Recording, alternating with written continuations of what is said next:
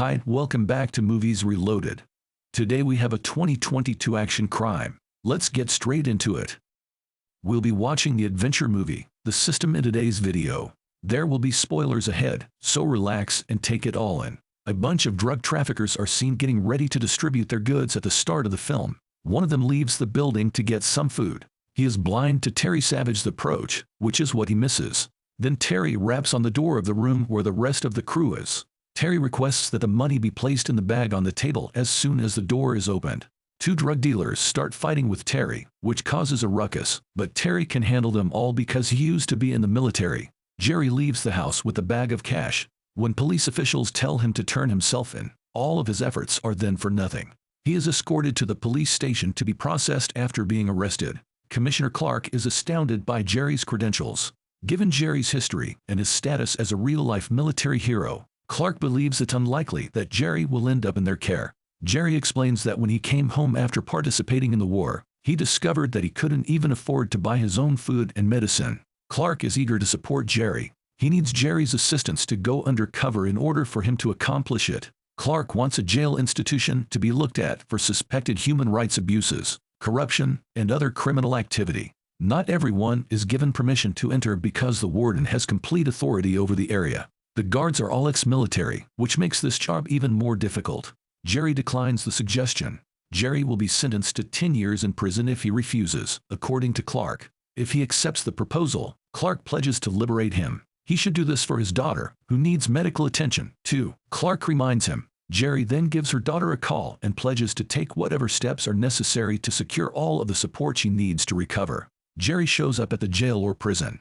He goes through stringent screening procedures after that before being led to his own cell. There, he finds a phone tucked away in a book. Clark hid this for him on purpose.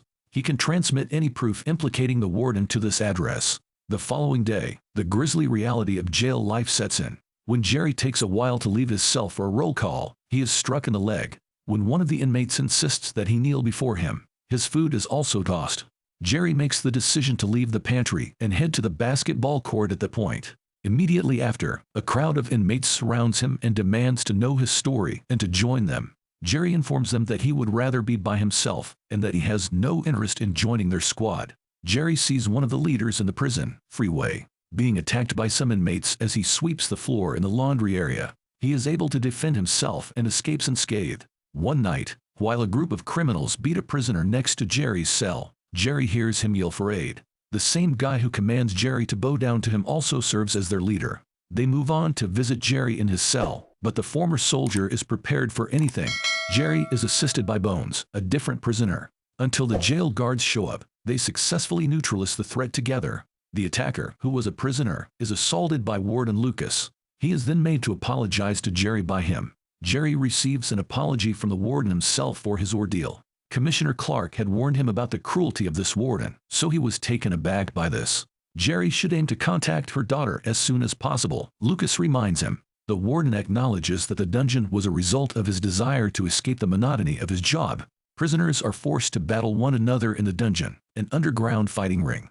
While in jail, Jerry should learn to fight so he can return home soon. The body armor he will require for the bouts is subsequently given to him by a female guard named Gina. When Gina's troops are attacked in Afghanistan, Jerry and his squad save her, and Gina immediately recognizes him. Jerry is presented to Bones, the other inmate. Bones tells him to concentrate on the task at hand and not let the outer world divert him. He should put surviving the dungeon first. For Jerry, this is a promising beginning to share with Clark. Then, regarding the combat situation within the prison, he sends a note to the commissioner. Jerry is shown a training location by Bones. He stresses the value of preparation because it will be difficult to survive the dungeon. Jerry gets ready and moves toward the location where the dungeon will be taking place. While waiting for his turn, he discreetly captures the fight as it begins for the sake of documentation. As he battles against two opponents and easily dispatches both of them, a warrior by the name of Freeway stands out. It's not Jerry's turn to fight, and when he does, it's a Mexican mob fighter. Bones cautions him that his adversary wants to knock him to the ground. As Jerry is taken down and thrashed, it becomes clear that this is easier said than done. During a break, Bones tells him to resist and avoid hitting the ground once more.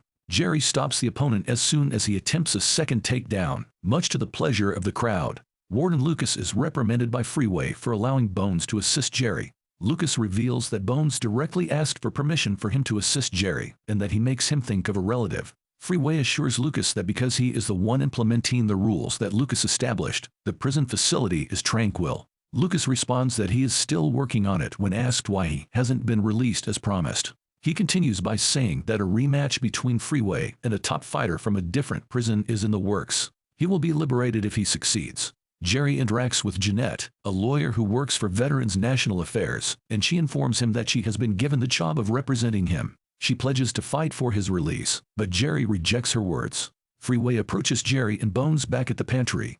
Jerry is reminded by Bones to ignore him. Bones recalls making a support offer to Freeway at the time, but the latter ignored it. Then, Bones cautions him that his upcoming adversary will be challenging because the other prisoner will be faster. Bones suggests that Jerry employ force to overcome him as a countermeasure to that. When fight night arrives, his opponent intimidates him with some showy techniques. But when he rushes at Jerry when the bell rings, the ex-soldier strikes him with a powerful right punch, instantly knocking him unconscious. When Jerry is announced the victor, the audience erupts. Bones reveals that he is incarcerated for murder. His sister was being played with by a known rapist, so he hunted him out and killed him with just his hands. All eyes are on Jerry when Bones and Jerry return to the pantry. Bones cautions him to keep an eye on himself because his people will pursue him because he now poses a threat to Freeway. Two of Freeway's employees try to attack Jerry as he goes about his daily cleaning, but he is able to fight them off. Jeannie intervenes and is stabbed in the chest while one of them stabs Jerry with a knife. Jerry receives a call to report to the warden. He is informed that Freeway will not be battling him because he has another opponent lined up. Jerry, who is prepared to face Freeway, begs the warden to call the fight. Freeway and his warriors have been invited by the dungeon. The warden is enraged since one of his jail guards was killed as a result of what Freeway did recently. Then his two men are put to death. Freeway originally denied that he had given the order for Jerry to be attacked, but he subsequently came clean. He is expected to fight Jerry by the warden. Although Freeway would have preferred not to, he is forced to accept the proposition due to his current circumstances.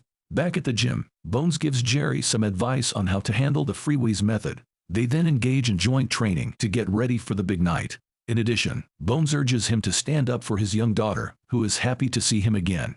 It's fight night, and the two competitors will face off. First introduced is Jerry.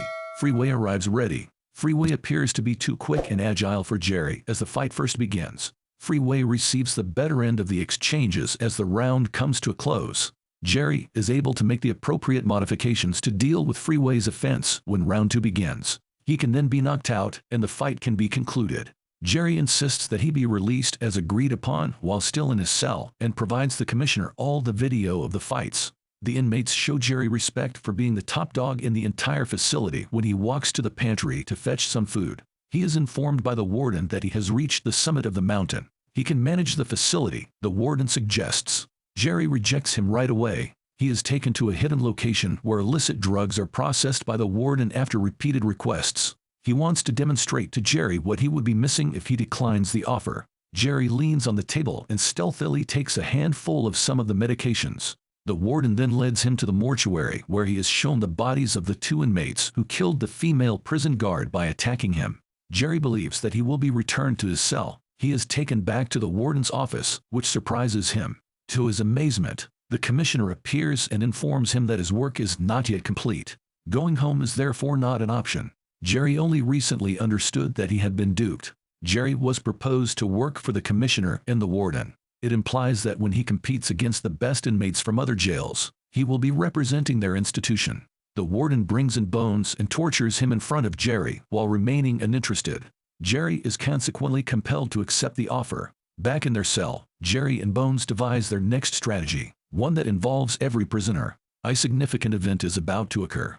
Jerry meets with the defense counsel in secret and presents her with a chip that has a film of several transgressions, including the unlawful fights that occurred within the prison. The officials from the other prison show up. As they are bringing in a different fighter, the warden is taken aback. The new fighter recently dispatched the other top dog, making him the best fighter. The warden is informed. They bet that Lucas, the warden, will lose if he forbids Jerry from fighting the new guy. Jerry competes against the best fighter from the other prison. He receives all the cheers because he is the best fighter on his home ground, while the rival receives vociferous jeers.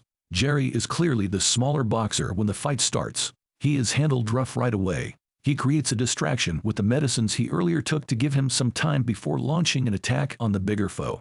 Jerry is able to take complete control of the fight once the smoke has cleared. He then gives the detainees the go-ahead to carry out their strategy. The jail guards are being attacked by the inmates. The warden tells his guards not to fire because the event is being broadcast live on pay-per-view. He then escapes using an elevator. Jerry confronts him before he can get to his office. Jerry gets twice shot, but his vest keeps him alive. In an effort to assist Jerry, Bones assaults the warden. The dishonest warden is then taken into custody by the agents who have arrived. Jerry is informed by Jeanette that she contacted the authorities and put an end to the corruption and illicit drug trade taking place inside the prison using the information from the chip. She further says that in exchange for her assistance in bringing down the corrupt officials, she receives a complete pardon. Now he is a free man. Thank you for watching. If you liked the video, please consider subscribing. We would love to have you in our community. See you in the next one.